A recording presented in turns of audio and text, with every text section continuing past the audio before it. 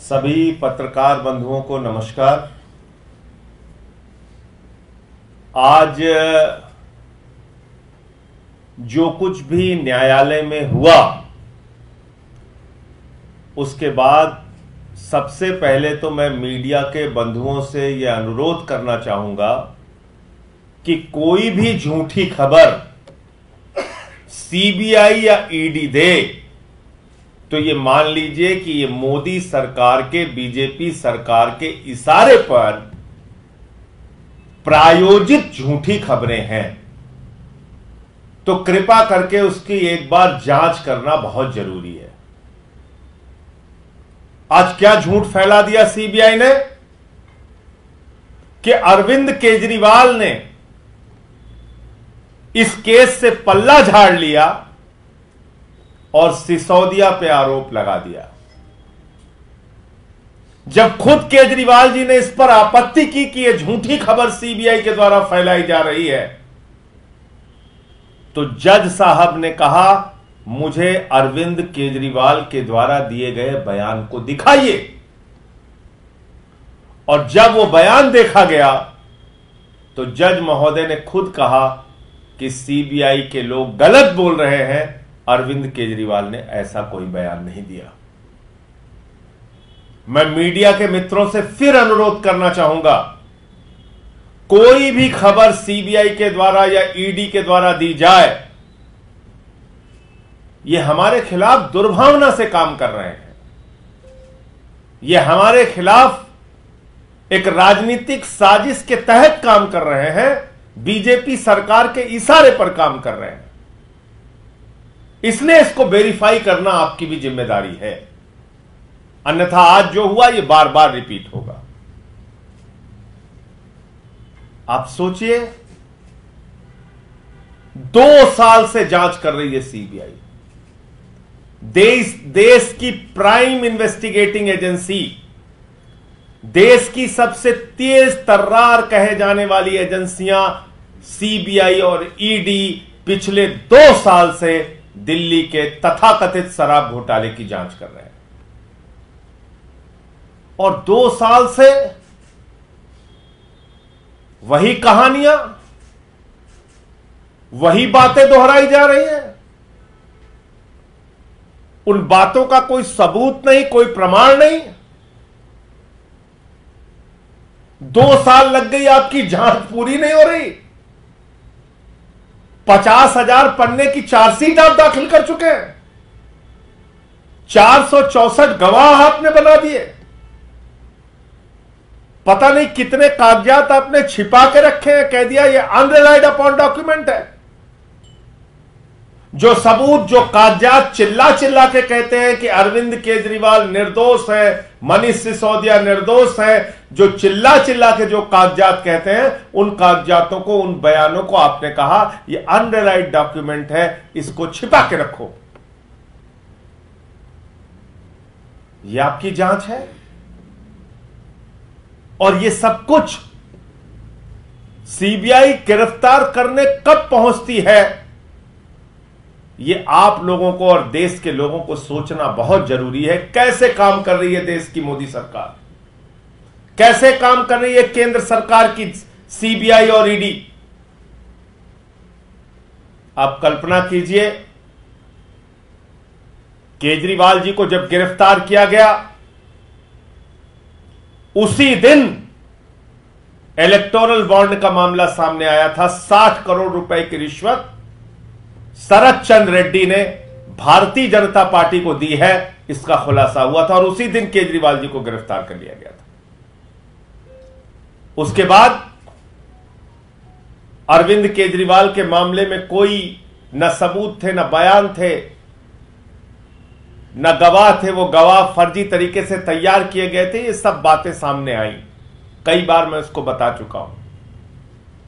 Supreme court ने उनको interim bell दिया, अंतरिम जमानत दिया, और उस जमानत में स्पष्ट रूप से सुप्रीम कोर्ट ने लिखा अरविंद केजरीवाल से समाज को कोई खतरा नहीं है, अरविंद केजरीवाल कोई हैबिचुअल ऑफेंडर नहीं है, अरविंद केजरीवाल का कोई क्रिमिनल रिकॉर्ड नहीं है। और इसके आधार पर उनको इंटरिम मिली।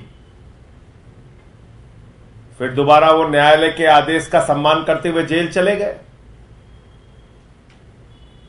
जब ट्रायल कोर्ट ने उनको जमानत दे दी, सारे नियम कानून सब कुछ ताक पे रख के बगैर आदेश की कॉपी के मोदी सरकार की ईडी ने हाई कोर्ट में जाकर स्टे ले लिया, जमानत पे स्टे ले लिया। और ईडी के न्यायालय ने जो आदेश दिया है उसको एक एक व्यक्ति को पढ़ना चाहिए।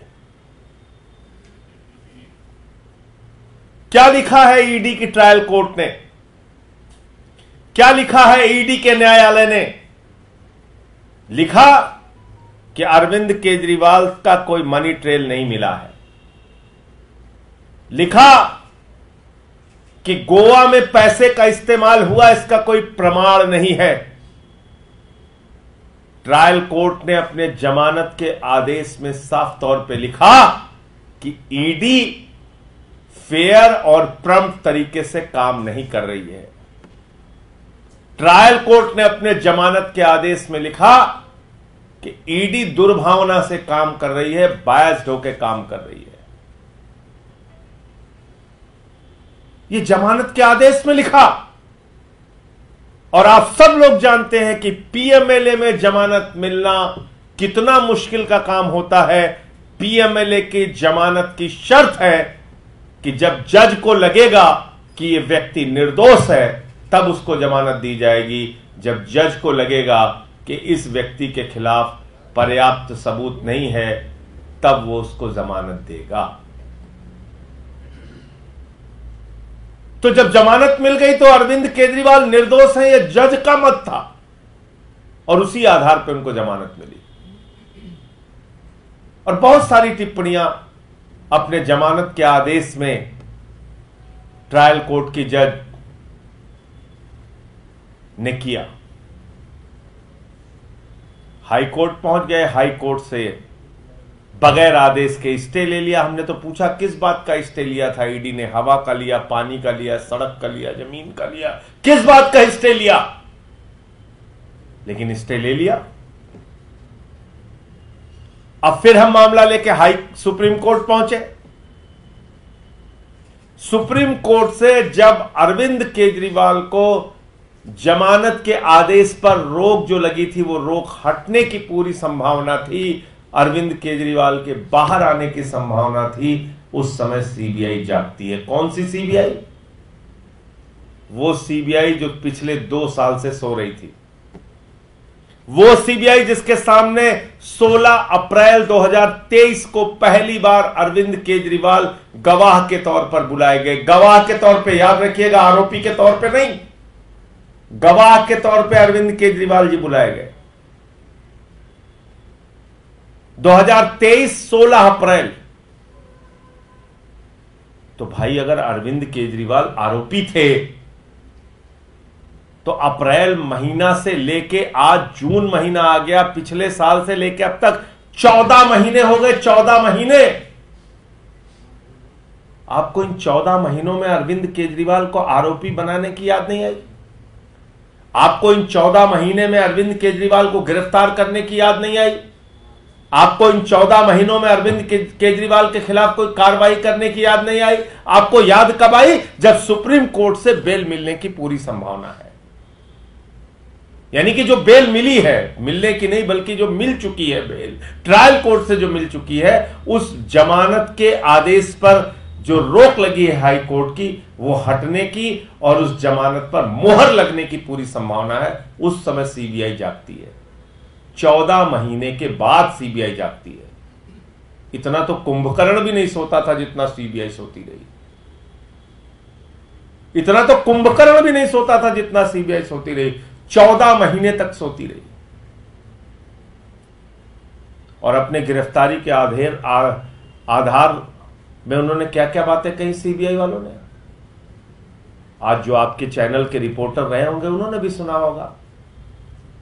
वो जेम्स बॉन्ड की कॉमिक्स आती थी बच्चों वाली, जेम्स बॉन्ड की कॉमिक्स पढ़ रहे थे। ऐसा हुआ, वैसा हुआ, वैसा हुआ, वैसा हुआ। अरे उसका कोई सबूत है? नहीं, हवा में है। हवा में सब कुछ हो गया, कोई सबूत नहीं, कोई प्रमाण नहीं, हवा में सब हो गया। आप मुझे बताइए, 16 अप्रैल 2023 इन्वेस्टिगेशन चल रहा है 2022 से। 16 अप्रैल 2023 को केजरीवाल को बुलाया गया और इन 1 साल के 14 महीनों के अंदर अरविंद केजरीवाल को आरोपी बनाने के, गिरफ्तार बनाने के लिए उनको याद नहीं आया। आज क्या कह रहे थे?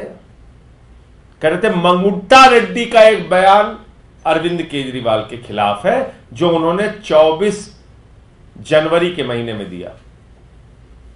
खुद सीबीआई ने कहा है कोर्ट के अंदर, जनवरी 2024 में वो बयान दिया गया।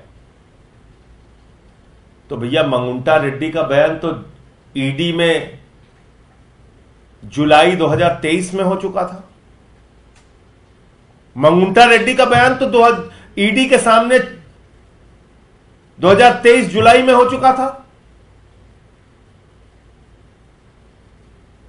वही बातें उसने ईडी के सामने कही थी। ईडी और सीबीआई मिलकर मनीष सिसोदिया के मामले में जब सुप्रीम कोर्ट में बहस कर रही थी तो ईडी ने ये सारे तथ्य, ये सारे बयान मंगुंटा रेड्डी के बताए थे सुप्रीम कोर्ट के सामने। तो सीबीआई क्या कर रही थी? जनवरी में आपके पास मान लीजिए बयान दे दिया, आप कह रहे हो जनवरी में बयान दिया मंगुंटा रेड्डी ने, और मंगुंटा रेड्डी ने तो तरह तरह के बयान दिए। मंगुंटा रेड्डी ने ही बयान दिए हैं कि अरविंद केजरीवाल से और एक्साइज पॉलिसी से कोई लेना देना नहीं, मैं 5-7 मिनट के लिए उनसे मिला था और उसका एक्साइज पॉलिसी से कोई लेना देना। यह मंगुंटा रेड्डी का बयान है जो आपने छिपा के रखा है ईडी के दफ्तर में। तो जनवरी में आप कह रहे हैं 2024 जनवरी में मंगुंटा रेड्डी ने बयान दिया। तो भैया जनवरी बीत गई, फरवरी बीत गई, मार्च बीत गया, अप्रैल बीत गया, मई बीत गया, जून बीतने वाला है। 5 महीने हो गए आपको होश नहीं आया। होश कब आया? मुझे बार बार दोहराना पड़ रहा है। होश कब आया? जब ट्रायल कोर्ट ने अरविंद केजरीवाल को जमानत दे दी, जब ट्रायल कोर्ट ने अरविंद केजरीवाल को निर्दोष मान लिया।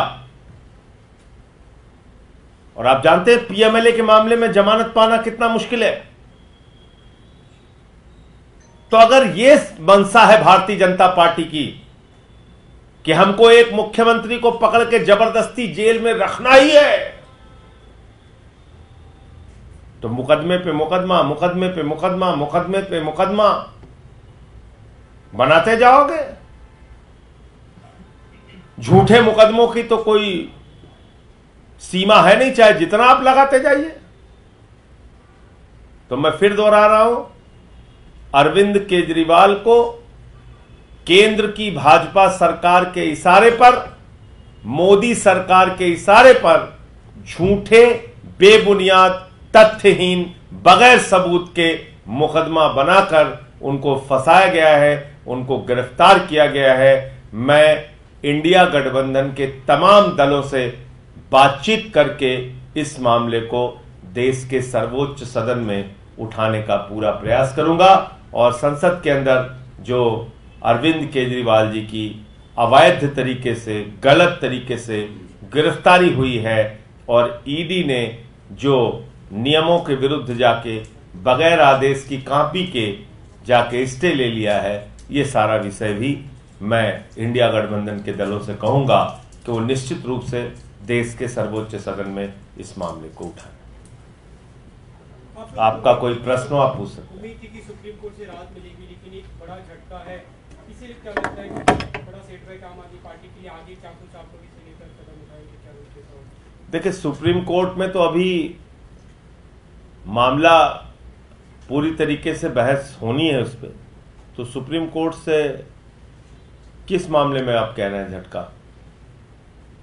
भाई सुप्रीम कोर्ट में अभी ये जो बदमाशी है, जो कुछ भी किया है वो सीबीआई ने किया है। अब सुप्रीम कोर्ट में तो इस पूरे मामले पर पूरी बहस होनी है, पूरी बात आनी है और उसके बाद सुप्रीम कोर्ट का निर्णय आएगा। अभी केजरीवाल जी के मामले में सुप्रीम कोर्ट का निर्णय आया नहीं है। ये समर्थन मांगने की आप कल से कवायद शुरू करेंगे? निश्चित रूप से। और आज आपने देखा होगा कि समाजवादी पार्टी के राष्ट्रीय अध्यक्ष अखिलेश यादव जी ने अरविंद केजरीवाल जी के पक्ष में खुलकर बोला है, अपनी बात कही है और उन्होंने कहा है कि सबसे ज्यादा दुर्भावना से, सबसे ज्यादा द्वेष की भावना से, बदले की भावना से, नफरत की भावना से अगर बीजेपी की सरकार काम कर रही है तो अरविंद केजरीवाल के खिलाफ कर रही है। ये साफ तौर पे उन्होंने बोला है और उन्होंने आश्वस्त किया है कि वो इस लड़ाई में हमारा साथ देंगे। और बाकी जो दल हैं उनसे भी बातचीत हो रही है और सीपीएम के लोग, सीपीआई के लोग,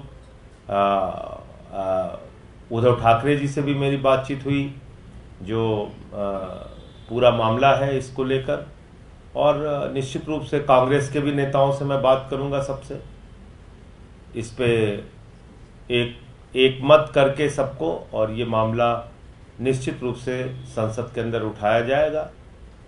एकदम गलत है, जांच एजेंसियों का खुला दुरुपयोग है जो साफ तौर पे दिख रहा है। संजय जी, इसी से जुड़ा सवाल था। इस तरह से आप कह रहे थे कि कांग्रेस को भी आप रीच आउट करेंगे। लोकसभा चुनाव से पहले भी आप लोग साथ आए थे कि संविधान को बचाना है, और पहले दिन से हमें देखा कि संविधान की बुक्स लेके राहुल गांधी और तमाम नेता आए। आपको लगता है कि कांग्रेस को भी अपना राजनीतिक द्वेष परे रखकर इस मामले में जो अब तक चुप थे, मुखर तरीके से सामने आना चाहिए और पार्टी का सपोर्ट करना चाहिए? नहीं, मुझे याद है कि जब हमारी रामलीला के मैदान में रैली हुई थी इंडिया गठबंधन की, तो उसमें सारे दलों के लोग आए थे और कांग्रेस के सारे नेता उसमें आए थे। तो स्थानीय स्तर पे कुछ हम में आपस में विरोध हो सकता है, मतभेद हो सकता है कुछ मुद्दों पर, लेकिन ऐसे मसलों पर हम लोग एक साथ हैं।